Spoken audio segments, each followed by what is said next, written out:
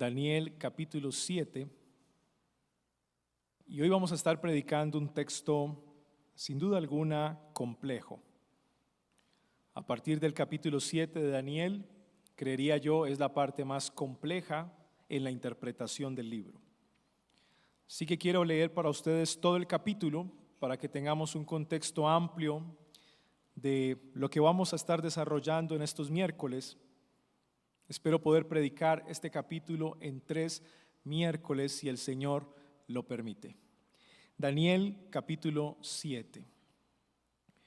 Dice la palabra del Señor: en el primer año de Belsasar, rey de Babilonia, vio Daniel un sueño y visiones de su cabeza en su cama. Luego escribió el sueño y relató lo principal de los asuntos. Habló Daniel y dijo: estaba mirando en mi visión de noche, y he aquí que los 4 vientos del cielo combatían en el gran mar, y 4 grandes bestias, diferentes la una de la otra, subían del mar. La primera era como un león y tenía alas de águila. Yo estaba mirando hasta que sus alas fueron arrancadas y fue levantada de la tierra, y se puso en yesta sobre los pies a manera de hombre, y le fue dado corazón de hombre. Y he aquí otra segunda bestia, semejante a un oso, la cual se levantó de un costado, y tenía en su boca 3 costillas entre sus dientes, y le fue dicho así: levántate, devora mucha carne. Después de esto yo estaba mirando, y he aquí otra, semejante a un leopardo, y tenía 4 alas de ave en sus espaldas. Tenía también esta bestia 4 cabezas, y le fue dado señorío. Después de esto yo estaba mirando en las visiones de la noche, y he aquí una 4ª bestia, espantosa y terrible y en gran manera fuerte, la cual tenía unos dientes grandes de hierro, devoraba y desmenuzaba, y las sobras hollaba con sus pies, y era muy diferente de todas las bestias que habían sido antes de ella, y tenía 10 cuernos. Estaba yo contemplando los cuernos, y he aquí que otro cuerno pequeño subía entre ellos, y de delante de él fueron arrancados 3 de los primeros cuernos, y he aquí en este cuerno había ojos como ojos de hombre, y una boca que hablaba grandezas. Estuve mirando hasta que fueron puestos tronos, y un anciano de días se sentó. Su vestido era blanco como la nieve, y el pelo de su cabeza como lana limpia. Su trono llama de fuego, sus ruedas fuego ardiente. Un río de fuego procedía y salía de delante de él. Millares de millares lo servían, y millones de millones estaban de pie delante de él. El juez se sentó, y los libros se abrieron. Entonces yo estaba mirando a causa de la voz de las grandes palabras que hablaba el cuerno. Estuve mirando hasta que mataron a la bestia, y su cuerpo fue destrozado y entregado para ser quemado en el fuego. También habían quitado a las otras bestias su señorío, y les había sido dada prolongación de vida hasta cierto tiempo. Yo estaba mirando en la visión de la noche, y he aquí en las nubes del cielo como un hijo de hombre que venía, y llegó hasta el anciano de días, y lo hicieron acercarse delante de él. Y le fue dado señorío y gloria y reino, y todos los pueblos, naciones y las lenguas lo sirvieron. Su señorío es señorío eterno, que no será traspasado, y su reino uno, que no será destruido. En cuanto a mí, Daniel, mi espíritu fue turbado en medio de mi cuerpo, y las visiones de mi cabeza me asombraron. Me acerqué a uno de los que estaban de pie y le pregunté la verdad acerca de todo esto. Y me habló y me hizo conocer la interpretación de las cosas. Estas grandes bestias, las cuales son 4 reyes que se levantarán de la tierra. Después recibirán el reino de los santos del Altísimo, y poseerán el reino hasta el siglo y hasta el siglo de los siglos. Entonces tuve deseo de saber la verdad acerca de la 4ª bestia, que era tan diferente de todas las otras, espantosa en gran manera, cuyos dientes eran de hierro y sus uñas de bronce, que devoraba y desmenuzaba, y las sobras hollaba con sus pies. Asimismo acerca de los 10 cuernos que tenía en su cabeza, y del otro que había subido, de delante del cual había caído 3, y este mismo cuerno tenía ojos y una boca que hablaba grandezas, y su aspecto era mayor que el de sus compañeros. Y yo estaba mirando, y este cuerno hacía guerra contra los santos y los vencía, hasta que vino el anciano de días y se dio el juicio a los santos del Altísimo, y llegó el tiempo. y los santos poseyeron el reino. Dijo así: la cuarta bestia será un cuarto reino en la tierra, el cual será diferente de todos los otros reinos, y a toda la tierra devorará y la hollará y la despedazará. Y los 10 cuernos significan que de aquel reino se levantarán 10 reyes, y tras ellos se levantará otro, el cual será diferente de los primeros, y a 3 reyes derribará. Y hablará palabras contra el Altísimo, y a los santos del Altísimo consumirá, y pensará en cambiar los tiempos y la ley, y serán entregados en su mano hasta tiempo y tiempos y la mitad de un tiempo. Pero se sentará el juez, y traspasarán su señorío para que sea destruido y arruinado hasta el fin. Y el reino y el señorío y la majestad de los reinos debajo de todo el cielo será dado al pueblo de los santos del Altísimo, cuyo reino es reino eterno, y todos los señoríos lo servirán y obedecerán. Hasta aquí fue el fin del asunto. En cuanto a mí, Daniel, mucho me turbaron mis pensamientos y se desnudó mi semblante, pero guardé el asunto en mi corazón. Amén. El título que le he puesto al sermón, y el sermón es, digamos, todo el capítulo 7, es el mismo sermón, pero va a tener varias partes. El título que le he puesto a este sermón es El reino del Hijo del Hombre. El reino del Hijo del Hombre. Una verdad esperanzadora para un pueblo en cautiverio. Primera parte. Hoy es la parte 1 de ese sermón. El reino del Hijo del Hombre. El reino del Hijo del Hombre. Una verdad esperanzadora para un pueblo en cautiverio. Y vamos a desarrollar el sermón de hoy en 2 encabezados, porque solamente vamos a avanzar hasta el versículo 8. Yo diría que es la primera parte de este capítulo 7 que nos permite hacer la división de la unidad de pensamiento. Del versículo 1 al versículo 8 es la primera parte, y esa parte la vamos a desarrollar en 2 encabezados: el tiempo de la visión y el contenido de la visión. Definitivamente, cuando nos acercamos a un texto como este, entendemos que Daniel ha tenido una visión, y en los primeros 14 versículos del capítulo, lo que hace Daniel es contar la visión que el Señor le ha dado. A partir del versículo 15 en adelante hasta el versículo 27 es la interpretación de esa visión. Ahora, la visión tiene 2 partes. La primera parte va hasta el versículo 8, la cual será predicada en esta noche, pero la segunda parte va del versículo 9 al versículo 14. ¿En qué consisten ambas partes de la visión? La primera parte, del versículo 1 al 8, nos habla del poder esclavizante de los reinos del mundo. El poder esclavizante de los reinos del mundo. Yo diría que ese es el tema principal de la primera parte de la visión. Daniel comunica al pueblo que está en cautiverio el poder esclavizante de los reinos de este mundo. Los reinos de este mundo ejercen dominio. Hay un gran poder que esclaviza a los demás. En este contexto, por eso Israel está experimentando un cautiverio en Babilonia. Pero la segunda parte de la visión, en mi opinión, contrasta con la primera parte.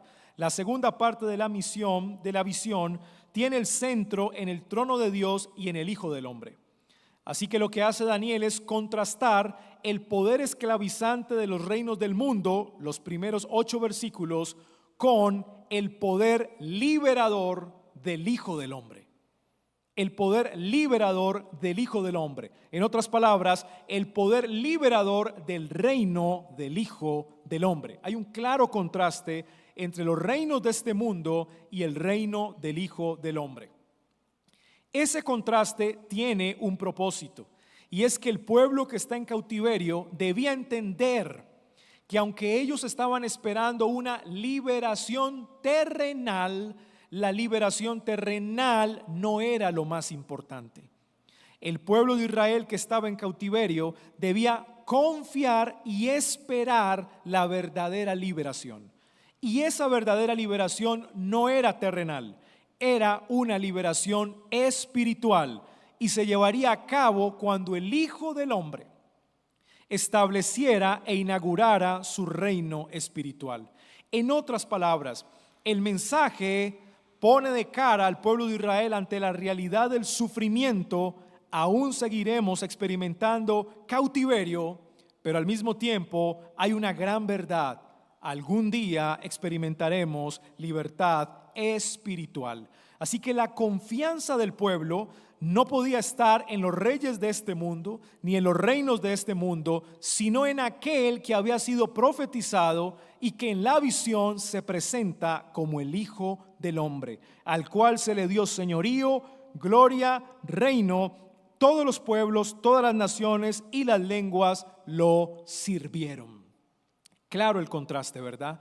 Dos reinos, los reinos de este mundo y el reino del Hijo del Hombre, que no es otro que el mismo Señor Jesucristo en la visión de Daniel. Los dos propósitos de estos dos poderes, la gloria, el poder esclavizante de los reinos del mundo tiene como propósito su gloria. El poder esclavizante, o más bien el poder liberador del reino del Hijo de Dios, del Hijo del Hombre, tiene como propósito su gloria. Como se pueden dar cuenta, dos poderes completamente diferentes, dos reinos completamente diferentes, con dos propósitos: su gloria. Sabremos por el texto que la gloria del Hijo del Hombre es la verdadera gloria, de la cual no hay comparación. Eso lo sabremos. Ahora bien, enfocándonos en la primera parte de la visión, que trata del poder esclavizante de los reinos de este mundo, cuyo propósito es su gloria, lo vamos a hacer en dos encabezados muy sencillos: el tiempo de la visión y el contenido de la visión. ¿Cuándo ocurrió la visión? Versículo 1, ese es nuestro primer encabezado. Dice el texto: en el primer año de Belsasar. ¿Recuerdan? Del mismo que estuvimos hablando en el capítulo 5. Belsasar era un rey del imperio de Babilonia. Dice el texto: rey de Babilonia. El primer año del rey Belsasar es el año 553 antes de Cristo aproximadamente. 553 antes de Cristo. El rey Nabucodonosor ya había muerto, y les expliqué en el capítulo 5 que el rey Nabucodonosor no era el padre de Belsasar, sino que el padre de Belsasar era Nabónido, otro rey. Así que en las escrituras encontramos esa expresión padre simplemente para describir la descendencia. Hay una descendencia en cuanto a la corona del imperio babilónico. En ese primer año de Belsasar, ¿qué ocurrió? Vio Daniel un sueño y visiones de su cabeza en su cama. Luego escribió el sueño y relató lo principal de los asuntos. Evidentemente el sueño lo turbó, y esa expresión, vio visiones de su cabeza en su cama, implica que no le dejaron dormir. Fue turbado por estos sueños que no lo dejaron dormir, al punto de que lo que hace Daniel es escribir el sueño y relatar, escuche, lo principal. Esa palabra, lo principal, desde ya nos está mostrando que el mensaje que se da a través de estas visiones es el mensaje principal que el Espíritu Santo le quería dar al pueblo de Israel que estaba en cautiverio. Claramente, para esa generación de israelitas había un mensaje que venía de parte del Señor. De ahí que no es el hecho de saber todos los detalles de las visiones, sino el mensaje principal que estas visiones quieren comunicar. Creo yo que ese debe ser el enfoque a la hora de interpretar un texto como este.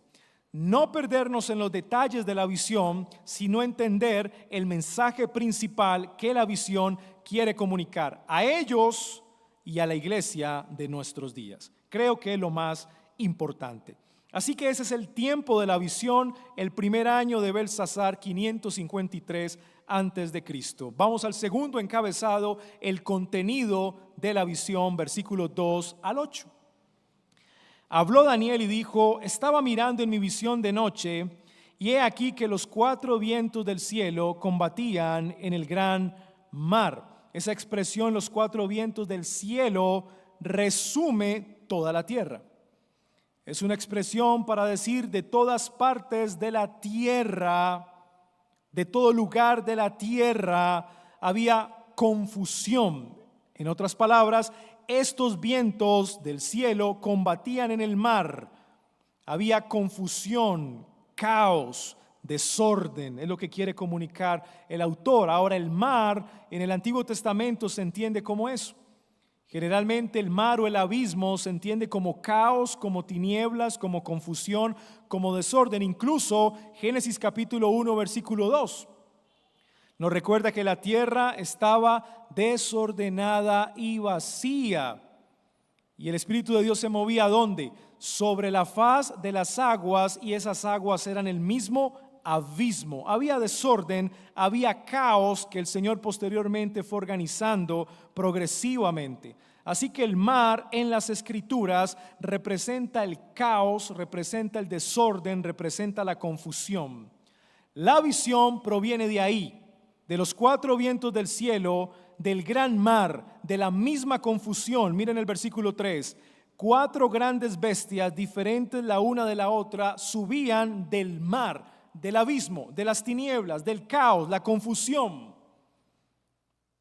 la desesperanza. Esto es lo que comunica. No son bestias que van a representar un reino de luz, un reino de paz, un reino de armonía, de gozo, de alegría. No. Las bestias provienen del mismo caos, de la misma confusión, del mismo desorden, de las mismas tinieblas. Eso es lo que el autor quiere comunicar. Así que no representan la luz, representan la oscuridad. No representan el orden, representan el desorden y el caos. La primera, versículo 4. La primera era como un león y tenía alas de águila. Yo estaba mirando hasta que sus alas fueron arrancadas y fue levantada de la tierra y se puso enhiesta sobre los pies a manera de hombre y le fue dado corazón de hombre. Ahora, la expresión para esta primera bestia como un león que tenía alas de águila es doble. Como un león es salvaje, es cazador, tiene autoridad, pero al mismo tiempo tiene alas de águila, es veloz, es rápido. Es para describir a un primer reino. Ahora bien, este primer reino tiene un lenguaje muy similar a lo que le ocurrió al rey Nabucodonosor cuando el Señor lo hizo comer hierba como buey. Lo humilló. En lugar de él mismo arrepentirse, el Señor mismo lo humilló y le mostró su gloria. Ahora, la expresión de que las alas fueron arrancadas y fue levantada de la tierra es que perdió su poder, por lo menos su velocidad, su agilidad, ciertas cualidades o virtudes le fueron quitadas, arrebatadas, y se puso enhiesta sobre los pies a manera de hombre, dejó de ser bestia. ¿Qué implica eso? Perdió los poderes que tenía, el señorío que tenía le fue arrancado.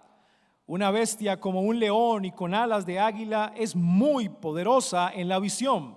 Es un reino terrible, un reino de mucha autoridad, pero al mismo tiempo bastante veloz para conquistar el mundo. Sin embargo, este reino fue humillado. Le fue quitado su poder, le fue quitado su señorío. Vayan conmigo a Jeremías capítulo 4. Jeremías capítulo 4.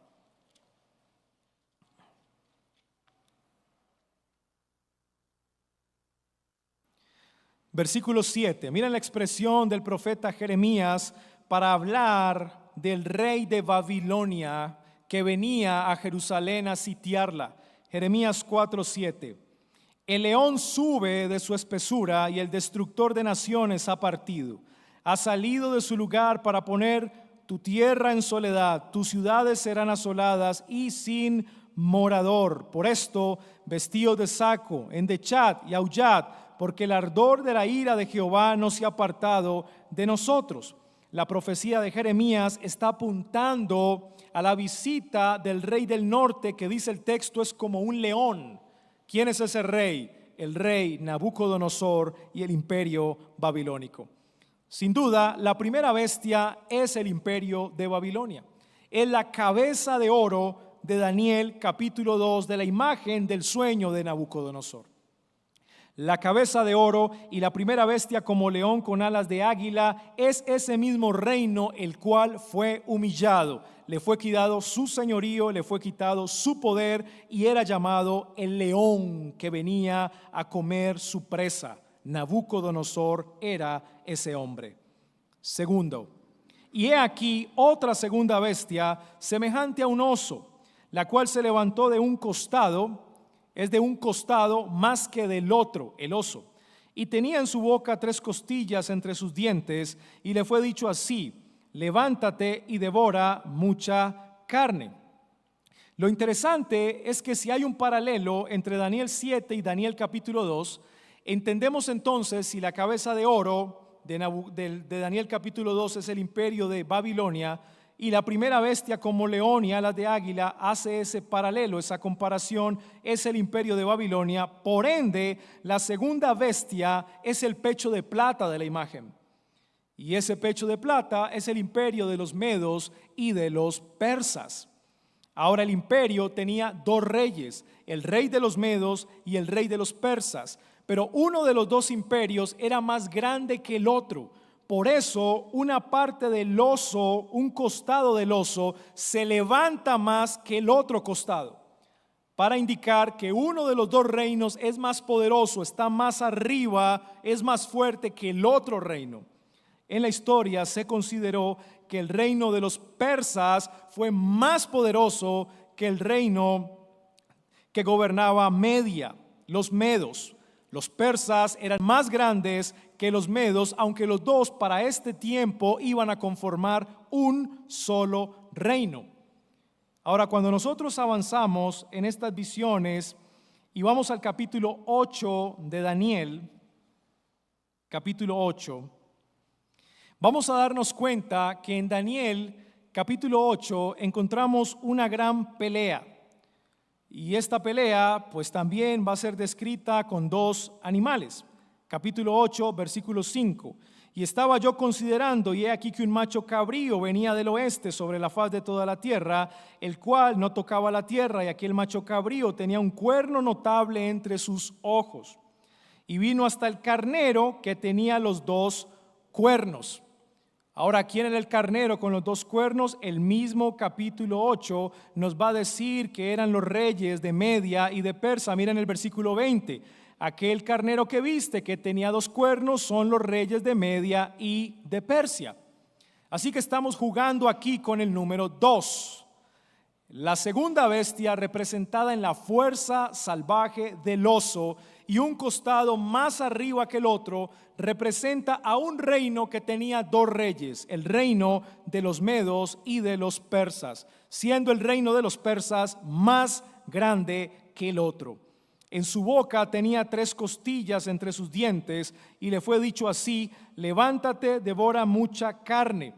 Algunos historiadores han querido decir que esas 3 costillas significa 3 territorios conquistados por los medos y por los persas: el territorio de Libia, de Egipto y por supuesto el imperio babilónico.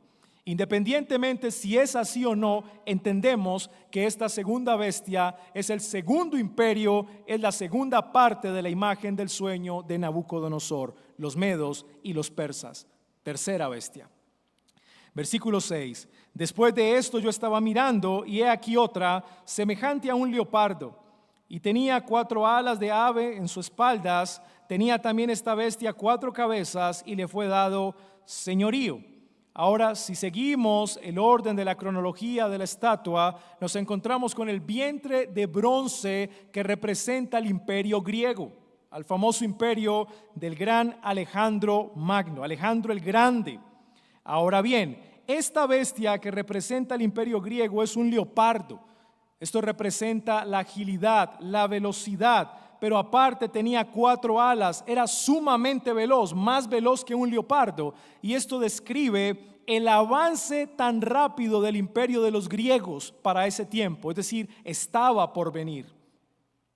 Daniel está profetizando de lo que ocurriría más adelante con los reinos del mundo. Ahora bien, noten el número 4, 4 alas de ave. Tenía esta bestia 4 cabezas. muy seguramente hace referencia a los 4 generales en los cuales fueron repartidos el reino de Grecia de Alejandro el Grande cuando murió. Él murió muy joven, a cerca de los 32 años, y no alcanzó a dejar un descendiente.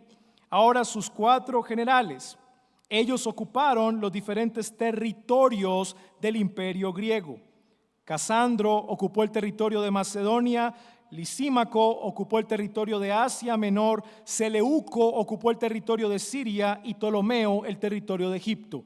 4 generales ocupan el imperio, dominan sobre el imperio griego, son las 4 cabezas y son las 4 alas que tiene este leopardo. Ese es el imperio griego, el vientre de bronce de Daniel 2. Así que vamos en un orden cronológico, hasta aquí vamos bien. Creo que seguimos el orden cronológico que el mismo Daniel nos está presentando. El imperio babilónico, el imperio de los medos y de los persas y el imperio de los griegos. Avancemos a la última bestia, versículo 7. Después de esto yo estaba mirando en las visiones de la noche y he aquí una 4ª bestia, espantosa y terrible en gran manera fuerte, la cual tenía unos dientes grandes de hierro, devoraba y desmenuzaba y las obras hollaba con sus pies, y era muy diferente de todas las bestias que habían sido antes de ella, y tenía 10 cuernos. Lo primero que quiero decir es que esta bestia era diferente a las anteriores, y hay un elemento que nos permite comparar a la 4ª bestia con el poder romano. Es el hierro que aparece en el versículo 7. ¿Lo leyeron? Tenía unos dientes grandes de hierro, y es el mismo material de las piernas de hierro de la estatua del sueño de Nabucodonosor en Daniel 2. Y hace referencia sin duda el hierro, que era un elemento importantísimo en el imperio romano, al imperio romano que sería el 4.º reino. El imperio romano sería el 4.º reino. Este imperio devora, este imperio desmenuza y las obras hollaba con sus pies, una descripción al ejército romano. Y era muy diferente de todas las bestias que había sido antes de ellas. Al parecer, el imperio romano recoge los 3 reinos anteriores. Los poderes de los 3 reinos anteriores se recogen en el reino o en el imperio romano. Es un imperio que a la luz de este pasaje es indescriptible, definitivamente indescriptible. Ahora, ese imperio romano tenía una característica: habían 10 cuernos. Esa bestia tenía 10 cuernos. Ahora, los cuernos, como lo leímos en Daniel capítulo 8, representan a los reyes. Así que 10 cuernos son 10 reyes del imperio romano, 10 gobernantes importantes. Ahora, entre esos gobernantes había fortaleza, fuerza, pero también había fragilidad y debilidad. ¿Por qué digo esto? Porque esta 4ª bestia tiene su paralelo con la última parte de la imagen del sueño de Nabucodonosor en Daniel capítulo 2. Ahora vaya conmigo al versículo 40. Y el 4.º reino será fuerte como el hierro. Ahí está, otra vez el elemento que describe a Roma. Como el hierro desmenuza y rompe todas las cosas, y como el hierro que quebranta todas estas cosas, así desmenuzará y quebrantará. Y lo que viste de los pies y de los dedos, probablemente eran 10 dedos, haciendo comparación con los 10 cuernos de la 4ª bestia de Daniel 7, para hablar de 10 reyes o 10 reinos dentro de este mismo imperio romano. Sigamos leyendo. Versículo 41. Y lo que viste de los pies y los dedos, en parte de barro cocido de alfarero y en parte de hierro, será un reino dividido, pero habrá en él algo de la fuerza del hierro, de la manera que viste el hierro mezclado con el barro cocido. Y por ser los dedos de los pies en parte de hierro y en parte de barro cocido, el reino en parte será fuerte y en parte será frágil. Esto tiene su paralelo con la 4ª bestia de Daniel capítulo 7 y los 10 cuernos. En parte fuerte y en parte frágil el imperio romano. He aquí una interpretación que a mí me llama mucho la atención porque la encuentro muy consecuente con el contexto. Y también Juan Calvino tuvo una interpretación que nos ayuda a tener un poco más de luz respecto a esto, y ya les voy a decir que los 10 cuernos son 10 reyes o 10 gobernantes romanos. Ahora bien, la escena de la cuarta bestia con los 10 cuernos y el cuerno pequeño del versículo 8 aparece en el contexto del Hijo del Hombre. Así que la bestia que estaba presente cuando el Hijo del Hombre se revela al mundo es Roma. El imperio romano del momento, el imperio del momento era el imperio romano, no era el imperio griego, ni los medos, ni Babilonia, era el imperio romano. Así que estos 10 cuernos representan a 10 gobernantes dentro de ese imperio romano donde Cristo vino. Definitivamente Cristo nace para el tiempo en el cual domina el mundo el imperio romano con sus emperadores. Ahora hay un historiador romano llamado Suetonio en un libro titulado Los 12 Césares, y él hace un recorrido por esos 12 emperadores romanos y empieza con Julio César, número 1, Augusto, número 2, Tiberio, número 3, Calígula, número 4, Claudio, número 5, Nerón, número 6. Nos faltan 4 emperadores más. En el año 69 fue el año de 3 emperadores romanos, Galba, Otón y Vitelio. Y el número 10, Vespasiano, año 69, un año antes de la destrucción de Jerusalén y el templo. ¿Qué significa eso? Que si interpretamos estos 10 cuernos como 10 emperadores en orden cronológico, pues nos resumen los primeros 70 años. Más o menos los primeros 70 años de la historia de la iglesia, donde tiene su aparición el Hijo del Hombre, nuestro Señor Jesucristo, y los primeros cristianos que van a ser brutalmente perseguidos por uno de esos cuernos, es decir, por uno de esos emperadores. Calvino tenía una interpretación similar, solo que Calvino entendía que los 10 cuernos simplemente representan la totalidad del poder del imperio romano, independientemente sea cual sea el cuerno. Si el cuerno represente a Julio César o a Nerón o a Claudio, representaba la totalidad del poder del imperio romano en los tiempos de Jesús y en los tiempos de los primeros cristianos. Estaba yo contemplando los cuernos, y he aquí que otro cuerno pequeño subía entre ellos, y de delante de él fueron arrancados 3 de los primeros cuernos, y he aquí en este cuerno había ojos como ojos de hombre y una boca que hablaba grandezas. Uno de esos gobernantes blasfema contra el nombre de Dios y ataca brutalmente al pueblo de Dios. Ese es el escenario. Esas son las 4 bestias. Nos acercaron a la primer venida de Cristo. Nos acercaron a la realidad de los primeros cristianos siendo brutalmente perseguidos por la cuarta bestia. ¿Qué entendía el pueblo de Israel en cautiverio? Que a pesar de que la liberación terrenal estaba cerca, iban a seguir experimentando sufrimiento, aflicción, pruebas y sobre todo el poder esclavizante de los reinos del mundo.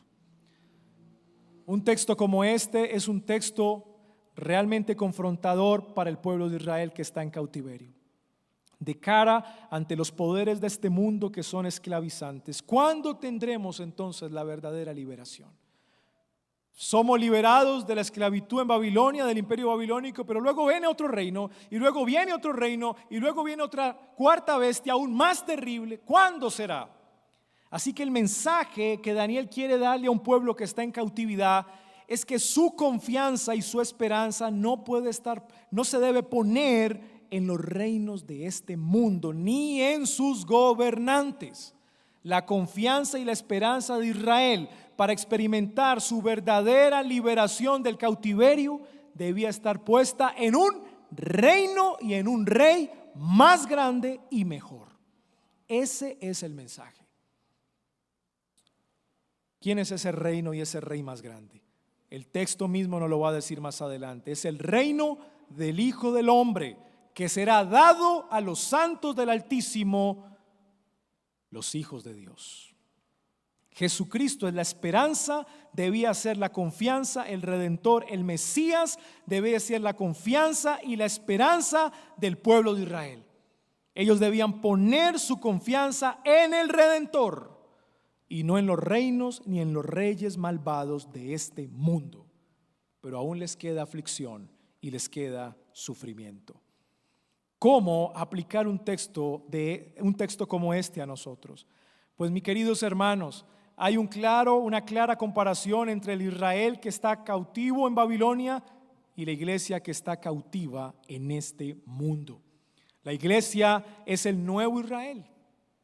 La iglesia experimenta cautiverio mientras está en este mundo. Y así como al pueblo de Israel se le dijo que no pusiera su confianza ni su esperanza en los reinos y en los reyes de este mundo, sino en un reino mejor y en un rey mejor que vendría, primera venida. Ahora la iglesia no debe poner su confianza ni su esperanza en su liberación de la esclavitud de este mundo, sino en un reino mejor y en un rey mejor que volverá ahora por segunda vez. ¿Notan? La esperanza de ellos era el primer advenimiento del Mesías. La esperanza de nosotros es el segundo advenimiento del Mesías, nuestra perfecta redención. Hermanos, el reino de Cristo es el poder liberador de este mundo. Podemos tener consuelo y esperanza. Querido amigo, tú estás bajo el poder esclavizante del mundo. Tú estás bajo el poder esclavizante del mundo malvado, representado por reinos, por reyes, naciones y gobernantes.